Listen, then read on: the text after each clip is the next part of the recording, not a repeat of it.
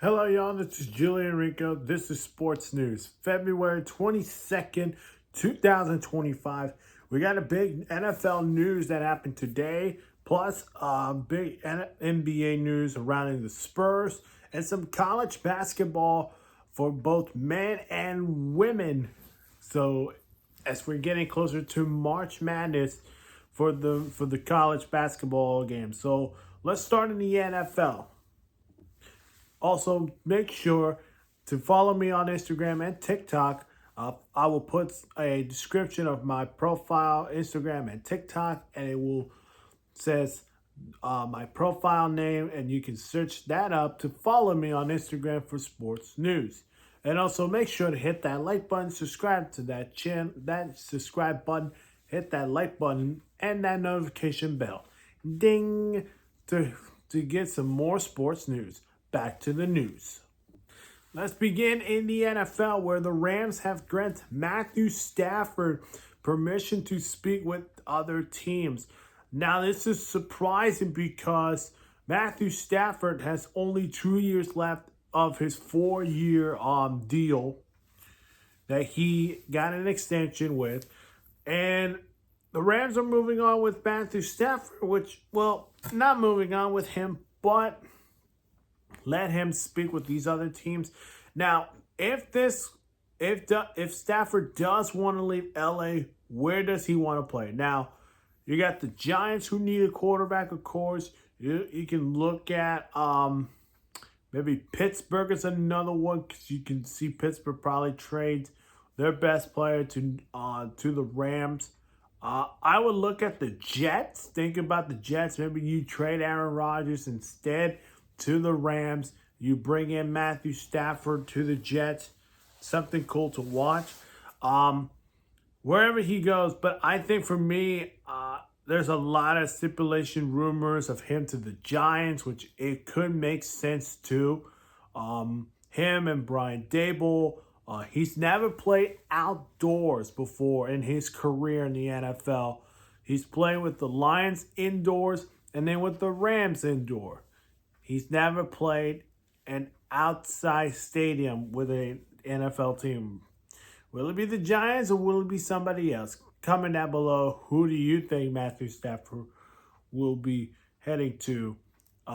With the Rams granting Matthew Stafford a permission to speak with the other teams.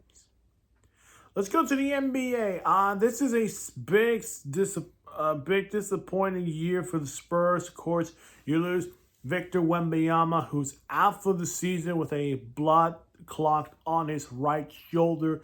That hurts for this team. Well, it's going to be even worse. Greg Popovich not expected to return the Spurs this season, and his future is on the line. If you remember the story, Greg Popovich was been out with an illness or sickness, where y'all want to call it, and he was been out of the team for about 4 months, maybe. But his future in San Antonio is huge, because once the Spurs season's over, now it comes down to, does he want to retire, or does he want to hand the head coaching keys to someone else? And we'll see how it goes. But Greg Popovich is not expected to return to the Spurs this season. Your reaction about that news? Let's start in the men's basketball here with March Madness getting closer. There's a lot of big games. So these are the big games that we had today. Number 6, Tennessee beating number 7, A&M 77-69. Chaz Leonard, 30 points, 5 rebounds, 0 assists for Tennessee. Oregon getting a big win against the biggest or hottest team coming in for a tournament spot. Number 11, Wisconsin, 77-73. Nate Biddle, 23 points, 6 rebounds, 1 assist for the Oregon Ducks in their big upset win against Wisconsin. Oklahoma getting a big upset win against 21st Mississippi State, 93-87. Jeremiah Fears, 27 points, 5 rebounds, 10 assists for the Sooners. A big day for the Houston Cougars. Remember, they had a college game day in Houston, which well earned for the program. And they get a big win against number 8 Iowa State, 59-68. LJ Cryer, 28 points, 5 rebounds, 1 assist for the number 5th ranked Houston Cougars and their big win.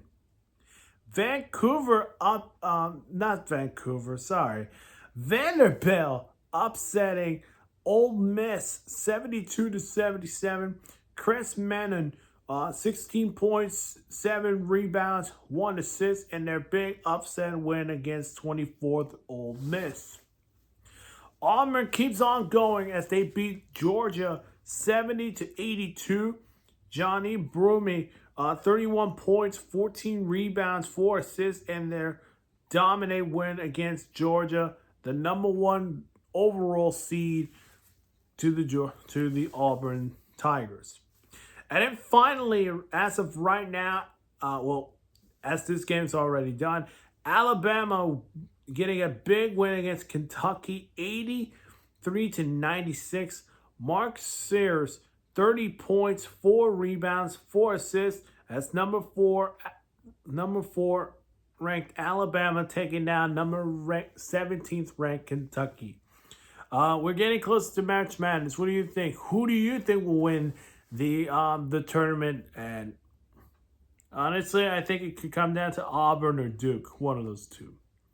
Let's go to the women's side affair, of course.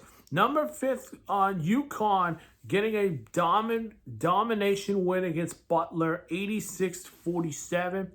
Paige Bueckers, 23 points, 2 rebounds, 10 assists, and their big dominant win against Butler. Kansas State dominated, winning it by 30 against Kansas, 60-90. Tyron Sides, 15 points, 5 rebounds, 6 assists for her Kansas State Wildcats. Baylor, number 19th Baylor, in a great game against Iowa State, 52-67. Yaya Felder, 15 points, 2 rebounds, and 3 assists. As the Baylor Bears trying to keep on going, trying to get to the tournament and for the road to Tampa Bay. If you have not seen the MLS Matchday 1 prediction video or James Gladstone, the new general manager hire, go check those out on my channel.